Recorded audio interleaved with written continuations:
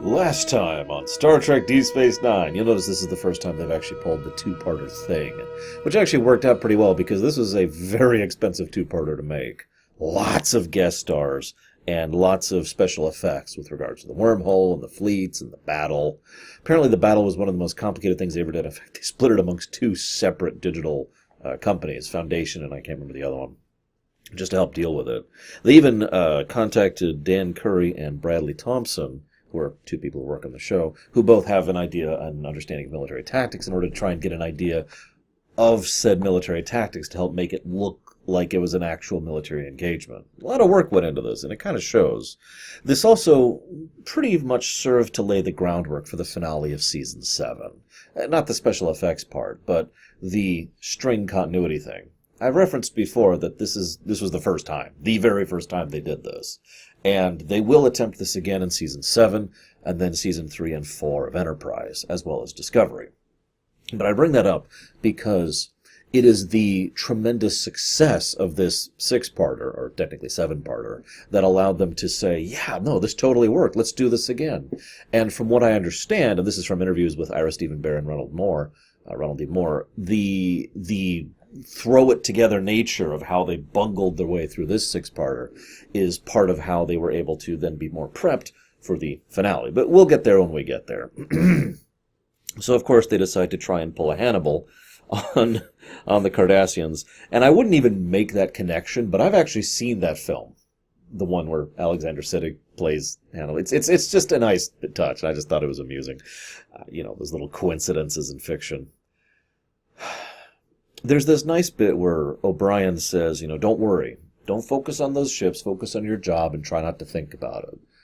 I only point that up because I've actually heard real life, in my own family, professionals, mostly in the medical side, but also in the military side, who have actually said the exact same advice. That's how you deal with large-scale conflicts or a tremendous crisis or something like that. You just focus on what your job is and you black out everything else. Humanity, am I right? Odd question. Why? Speaking of which, why is Sisko the OpNav here? Why is he the fleet commander? You'd think an admiral like Ross would be the one in charge, but no, he's the one who actually gives commands to the entire fleet, of about 600 ships, I might add. Well, I was actually thinking about this going through this, because it's always bothered me, but if you pay attention, he only gives orders to what is effectively maybe a few squadrons of ships. And a few squadrons do not equal to 600. So what I'd like to think is he's effectively functioning as a fleet captain here, or a commodore equivalent. In short, he's in charge of his, let's call it, line, and other people are in charge of the other lines, and we just don't see them. And that would make a degree of sense. It is interesting that Sisko seems to take point, though. I suppose he's got the command experience, the frontline experience, I should say, as well as the Defiant, but it is still interesting.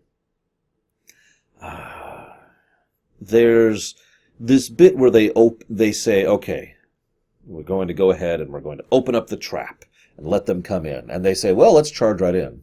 I was actually thinking about that, tactically speaking, and it makes a degree of sense, because what else are they going to do? Remember, they're on a deadline. The Dominion fleet will win if they just hold them here. So any engagement has to be on the Federation side, because the Dominion has no reason to engage. So, yeah, I can kind of see the logic of that, such as it is. Although if the Klingons hadn't shown up, that probably would have been the end of it. Oh, we finally get a number for how many ships are just squatting on the other side of the wormhole ready to go. 2,800. For a bit of perspective, the total number of ships involved in this engagement, in the big battle here, is roughly 1,800. Roughly. And 2,800 ships are ready to join the fray on the other side. Yeah, that would be game. As I've said many times, they don't need more than they have to win, and if they get that much more, that's it. At that point, it's all about occupation and administration. Which is funny, because that's the exact same thing Wayun brings up. Once again, we see the administrator in him. We're going to need a massive occupation army, lots of vigilance, and lots of ships. That's okay, we can build more. But we should eradicate the population of Earth first. I've actually already referenced this, but notice how I mentioned earlier, he once again just says this so casually. I don't know what the population of Earth is as of this point in Star Trek. In fact, I wasn't able to find any really good figures on it. But right now in real life, Earth has 7.53 billion people on it, roughly. Now, that is, of course, just a number, and we cannot, as human beings, properly cognate that. But I really want to stress the point that Weyoun effortlessly and casually talks about eradicating roughly 7 billion people, just like that. Just as if it was, okay, well, just kill all the people. Dukat is the one who says, you can't do that. Why not? And Dukat struggles to come up with an answer for that. I have heard from some people, and I actually like this line of thinking, that Dukat brings a contestation to that because to him the idea of wiping out 7 billion people is too much. It's basically over the line. And I know what you're thinking, but Dukat's horrible. Of course he is. But that's over the line, and that, thereby, becomes the point, to once again differentiate the Cardassians and all their horribleness from the Dominion, who are even worse. This kind of is a recurring trend that's been happening for several episodes now, actually, to show that the Dominion really are that much worse than anything else we've seen.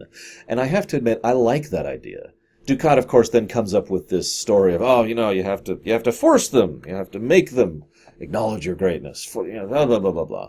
And I have no doubt that he believes that to some extent or not, but I have to admit, I love the idea that Dukat has a line, that there is a point where even he will not cross.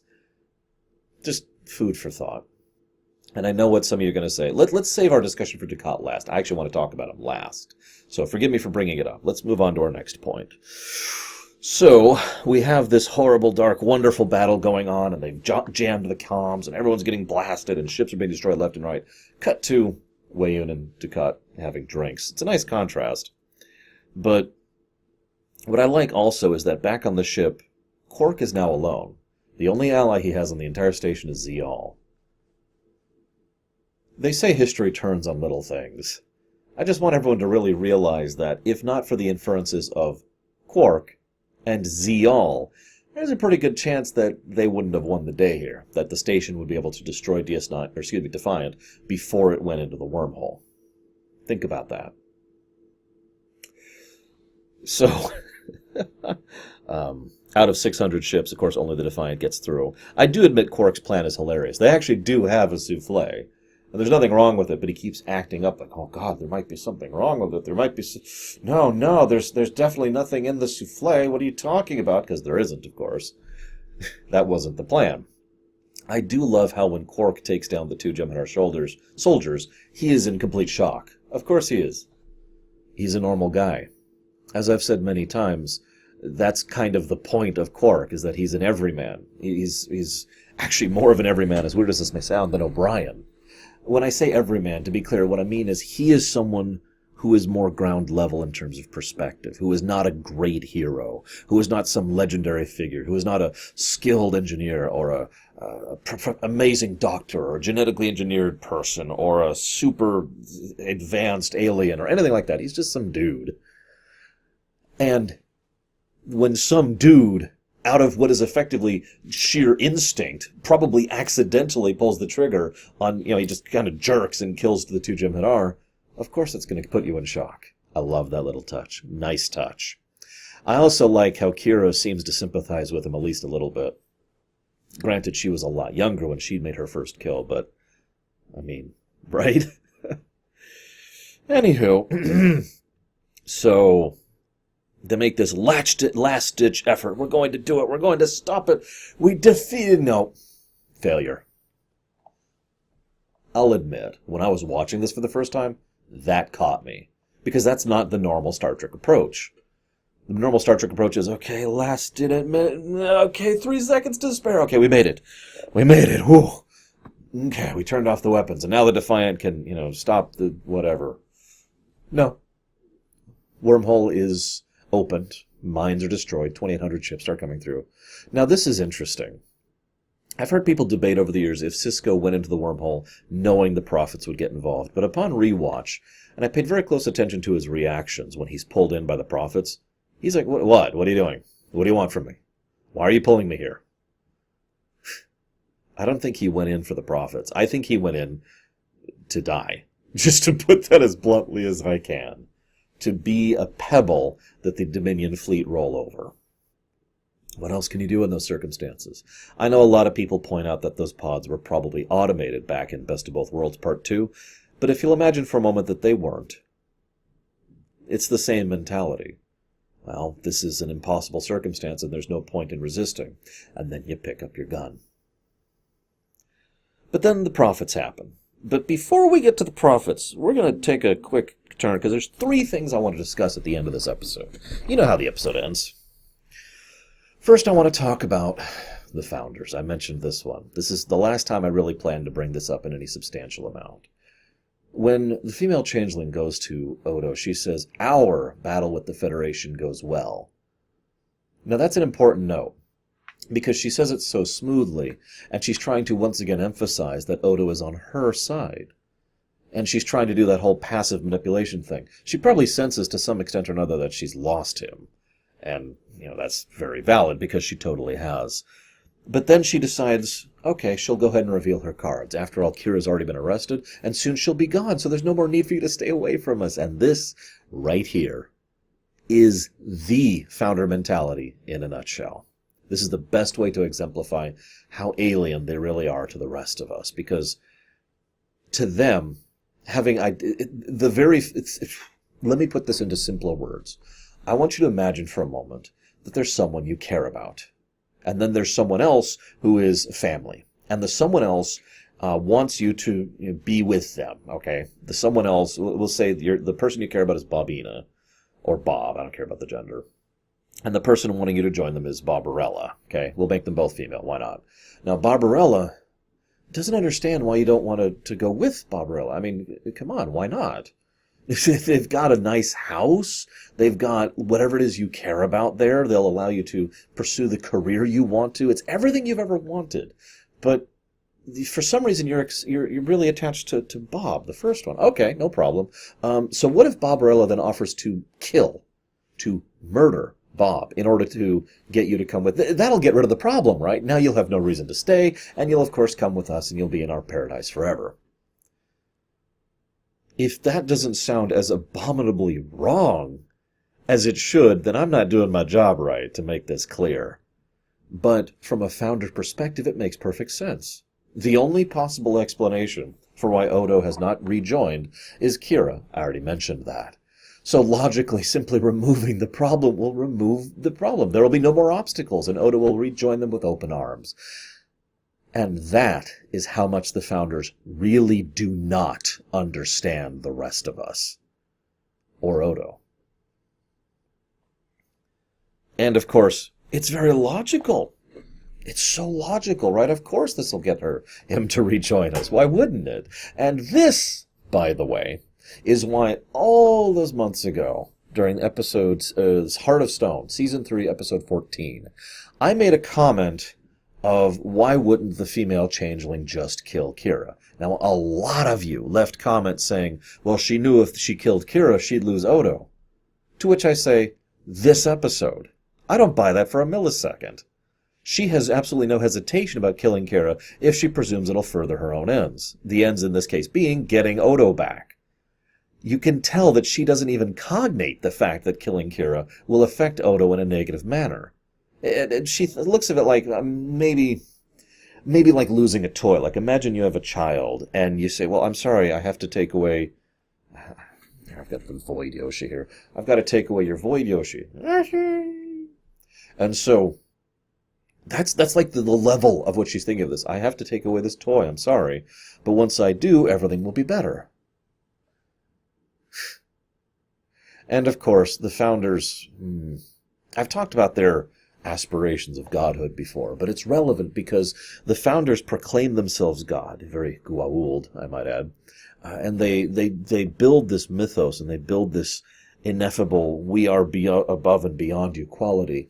But the problem is the founders are actually amazingly limited by the access of what they have. By contrast, the prophets come a little bit closer to being actual gods, which is, of course, the next thing I want to talk about.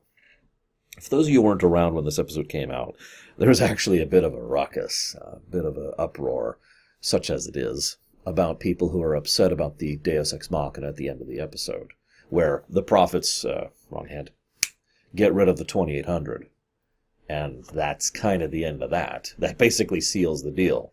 Because not only does that get rid of the one fleet, it ensures the Dominion can never use the wormhole with safety again. So the prophets are now forming the defense barrier that the mines used to. Now, this never bothered me for a millisecond, and the main reason why is because the prophets are exactly what the mines are not. The prophets are a well-established aspect of the series that have invested reasons to actually care about Bajor, as Sisko himself points out, and to have specific, thus, because of such investment, specific reasons to get involved. They also form, shall we say, a more permanent barrier of the wormhole, enabling them to actually bottleneck it and actually maintain that barrier in a way that no one else had predicted before. This is one of the reasons why I pointed out everything I did in the last episode about, we need to take DS9. Why? Because at the time, and in this episode, Sisko was not thinking of using the prophets as the barrier. Which is funny, because he probably should have, because he probably could. Oh yeah, quick interesting aside. According to the writers, the reason the prophets demand penance for the fact that they do this favor for Sisko is only because of the fact that, from a writer's perspective, they wanted there to be some cost to the heroes.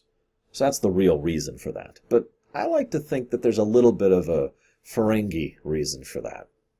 I like to think that they were introduced to the concept of a trade by their interactions with both Zek and Quark, and thus they decide, okay, we will make an exchange. We do this, you do that. And of course I would be remiss if I did not point out the excellent episode, the 2800, over in Star Trek Online, which kind of concludes the story arc. Just wanted to point that out really quick, because it was one of the first times STO really caught my attention. I was like, that's awesome. Anyways, they mention this is a corporeal matter. Yeah, bullcrap. The prophets have shown themselves to care substantially about corporeal matters and about Bajor in specific many times. No why has ever been given to my knowledge or understanding. I could be wrong about that, of course. But it's interesting to think about because they do obviously care about Bajor and what happens to Bajor, and really nothing else. It's almost like they've deliberately limited themselves despite being non-temporally limited creatures. It's very unusual to think about. I've heard a lot of fan theories about this, that they literally are the Bajorans, that the Bajorans basically eventually become the prophets who, by virtue of being across time, then always were, if you follow me. But I don't know. I don't know if I buy that. It's just interesting to think about. So I've talked about the founders, I've talked about the Deus Ex Machina. As always, I'd love to hear your thoughts about both. Let's talk about Dukat. Dukat is very pleased with himself for the early part of this episode. You can tell all that stress is drained away, and it's just, finally, we're going to have victory, and we're going to start moving forward with our plans. We're going to start devising ourselves from the Dominion. It's going to be wonderful. But there's just one little problem. His daughter isn't with him for some reason, and he really need that to be with him. She is my daughter. That may mean nothing to you, but it means everything to me. So, he also, something I wanted to point out, I hope at least some of you are watching these episodes alongside me, because in the past several episodes, almost every shot with Dukat in the captain's office has the baseball on screen. They make a point of ensuring that the camera is facing away so you can see the baseball. And it's been there consistently, basically since the baseball was introduced at the end of Season 5. And when I say introduced, I mean when Dukat picked it up, it's like, it's a message, that thing, right? So the baseball has been a consistent visual element. In this episode, he finally picks the damn thing up. He starts playing with it. And as he's doing so, he gets more and more violent with it as he's just... Because at this point, it's very clear Dukat is using the baseball as a literal physical allegory for not only Sisko, but the resistance against him and his empire and the Dominion in general. And it's some great little symbolism, very obvious, but very effective as well. And then everything goes to hell. He spirals out of control mentally fast, just completely starts losing it in the space of seconds. But first thing he thinks of is Zial. Now that's interesting in its own right. And then they show several shots, not really from his perspective, but a camera that's following him. And it's a person actually physically holding the camera, which is significant because it means the shot is shaky. It kind of shows his, oh God, it's a very common tactic to show that someone is mentally damaged at the time. But he finally sees her, and notice his joy when he finally sees Zial. Thank God I found you. You're all I have, all I care about. I couldn't live with myself if you hated me.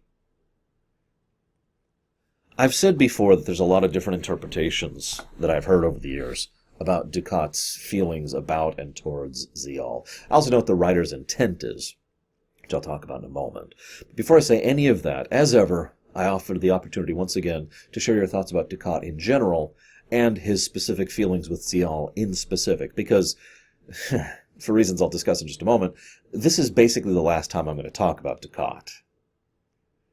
Some of you already understand what I mean by that, and I'll go over it in a minute. You're all I have left, all I care about. Now, his obvious joy at seeing her is relevant, but it is also possible that he only cares because she's all he has left. As I've already elucidated, he cares a great deal about anything in his sphere of influence, no matter how large or small it is. And I couldn't live with myself if you hated me. One of the consistent points about Dukat is his self-delusion. I think this is something that all of us tend to agree with to some extent or another, that he feels that if only the Bajor, he even says in this episode, if only the Bajorans had seen me the way I really was. If only Sisko could acknowledge how much I was his equal. But he couldn't do it. It's so weird that these people don't understand how great of a guy I really am. Now that makes him kind of scum, and that's absolutely true. But the point is, it's possible that he is completely self-deluded. That, in other words, he could not withstand the real thought of someone hating him being his daughter, the one person he considers closest to him. Or it's entirely possible that he really does legitimately care about her. And thus, for the reason most people would say it, they couldn't stand the thought of being hated by them. It's also probably worth noting these are not necessarily mutually exclusive ideas. I was paying very close attention. Now, I've mentioned before how Dukat has developed as a character in part thanks to writers, directors, and Marc Alaimo himself, and how they don't do things necessarily the way that the showrunner intended. This is one of the reasons Dukat got fleshed out so much, and then they had to pull the reins back on that by saying, no, he's the bad guy. And yes, I say that dismissively because I think that was a mistake. But the relevant point here is that as I pay attention to the nuances of performance, I have to note, Alaimo portrays Dukat as if he is overjoyed to see his daughter. And when his daughter stops and says, I love you, Dukat goes after her. Now, the implication I get from that, and this is very relevant to me in determining the specifics, is he was going to stay with her. That he was going to, again, by the way, choose her over his career. Not the first time he's made that choice. I think he was going to go for that. I think she was more important to him than the power or the Cardassian Union or any of the rest of that. And I think that because I tend to believe in the concept of what I call cores. It's hard to explain in simplicity. So all I'm going to say is we all have things that we care about basically above and beyond everything else. That if it really came down to it, if you had to lose your leg or your job or your car, some massive significant thing, it's okay as long as you keep your core. It is my opinion that Zial, his daughter, really was Dukat's core. The only core he had. Because some people have multiple, obviously. And that he was willing to do a great deal to keep her on his side, to be with her. And again, when the chips are down, when he is given a choice to go with the rest of the Dominion and continue to be the ruler of all of Cardassia, or be with his daughter, he chose to be with his daughter. Now, that is just my opinion. It's worth noting now that I've said my opinion, and of course you guys have had a chance to either pause the video or do whatever you do to put in the comments. I'm really looking forward to the comments this week, But it's worth noting we do know exactly what the writers intended. It's something I've talked about many times. I need to come up with a lorium for this someday because it just keeps coming up. The idea is a character goes through hell. Horrible, terrible, traumatic experience. Some people come out of it with the best of themselves, and some people come out of it with the worst of themselves. Now, the idea here is to use Sisko and Dukat as parallels to each other, because for some reason there's supposed to be some big dichotomy between the two, which personally I don't see, but that was the intent of the writers and the showrunner. Ira Steven Behr has commented on this several times. The idea being that Sisko goes through hell and comes out of it with the best of himself, but Dukat goes through hell and comes out of it with the worst of himself. He is also specifically called out to be a sociopath who actually cares about Ziyal, but is not above using her and manipulating her. This is from the showrunner. More or less a direct quote. I should have written it down. So we know the intent, we know what we see on screen, and we know what we interpret. It's interesting to see these comparisons with each other. But I did say I have a couple more things to say. And the first is that when Ziyal is shot, he's gone. Dukat is just, that's the end. He completely snaps. In fact, he snarls at Damar so hard. If you pay attention to Damar, Casey Biggs, he just, like he's in shock at how gone Dukat looks in that moment. So Damar just bails. Oh yeah, that reminds me. Another thing the showrunner said is that Dukat was always mad because of the reasons I just mentioned. So the episode ends with what is effectively the death of Dukat. He's completely mentally lost it. He's lost his only core, as I would say it. Or he lost the last thing that was his, or he lost someone he cared about, or it was the final straw, or he was always mad, or however you want to interpret this. One way or another, he's gone. And he gives the baseball back, symbolism, to Sisko. Now, the last thing I want to talk about is why I say this is the end of Dukat. Normally, I like to do the kind of facetious thing, or you know, the pseudo-sardonic thing, where it's like, I'm going to state an opinion as absolute fact because it's true, damn it, you know. But I do that jokingly, and I don't want to, on this, and what is effectively an official document that's supposed to, you know, hopefully going to be on the internet for the next bajillion years, I don't want to state something like that jokingly. So let me make this very clear. It is my opinion that this is the end of Gul Dukat, right here. That we never see him again. Now, I know what you're thinking. You're thinking, Lord, Waltz. That's not even that far from now. It's like 10 episodes from now. I know. Now, I have actually talked to several Star Trek fans over the years. Would you believe I have never talked to one that disagreed with me on this? Now, I know, by mere virtue of saying that, I am guaranteeing that there are people on there who are going to disagree with me. And that's fine. In fact, I'm actually very curious how many of you do legitimately disagree with me on this. In case I'm not making my point clear, I have always mentally distinguished the Waltz and Onward Dukat, what I usually refer to as the Pa-Wraith Dukat, from Gul Dukat, the one we got from Season 1 to Season 6. Completely different characters in my mind. Now, on the one hand, that's actually absolutely true. He does literally become possessed by a Pa-Wraith and finds his new faith and tries to destroy the Alpha Quadrant. So you could argue that he is different. The problem is, at the beginning of Waltz, they start to showcase that that's before he interacts with the Pa-Wraith, so he's not actually, you know, Pa-Wraith Dukat yet. But what he is completely deranged, sociopathically, horrifically, nightmarishly evil, because the showrunners wanted it that way. This is my problem with this, and this is why I have no problem headcanoning this. Because the problem is, as I've said before, the creators and producers of this show wanted Dukat to be the devil. They wanted him to be the ultimate evil of the show. And anyone who's watched Season 1 through 5.5, or I guess Season 1 through 6.5, of the show, has had different opinions on that. And I know that because we've been discussing Dukat for years. He's actually one of the most discussed characters in Star Trek. Seriously, at least in my experience. And yet, for some reason, they were like, no, he's got to be the bad guy. And so what happens is basically a retcon. Now, retcons can be good or bad. It depends on the quality.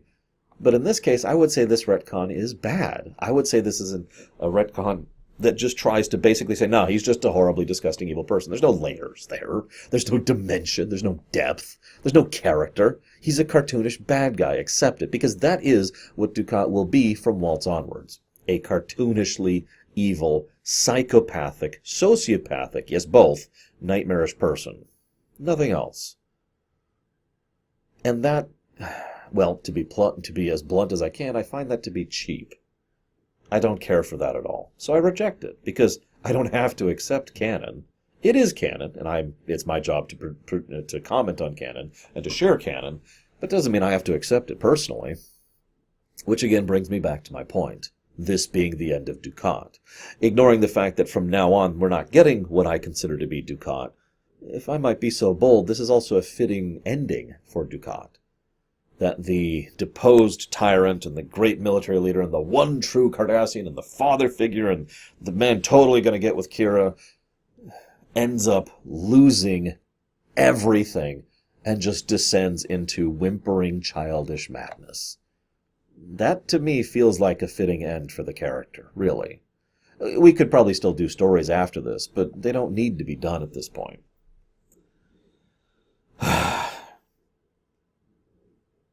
I think that's actually it. Going forward, we have a few other things to talk about. Next episode is, of course, the wedding. I have a few other things to talk about once we get past the wedding, so I'm going to save that for when we get there. I hope you've enjoyed my thoughts. Despite my comments on the whole Gul Dukat thing, I just want to make it clear I love this episode. This is actually one of my favorite episodes in the whole show. This is easily in the VHS category. In fact, I used to rewatch this episode all the time just because I loved it that much. So I hope you've enjoyed me gushing about it, discussing it. I'm very much looking forward to seeing your comments, guys. I'll see you next time.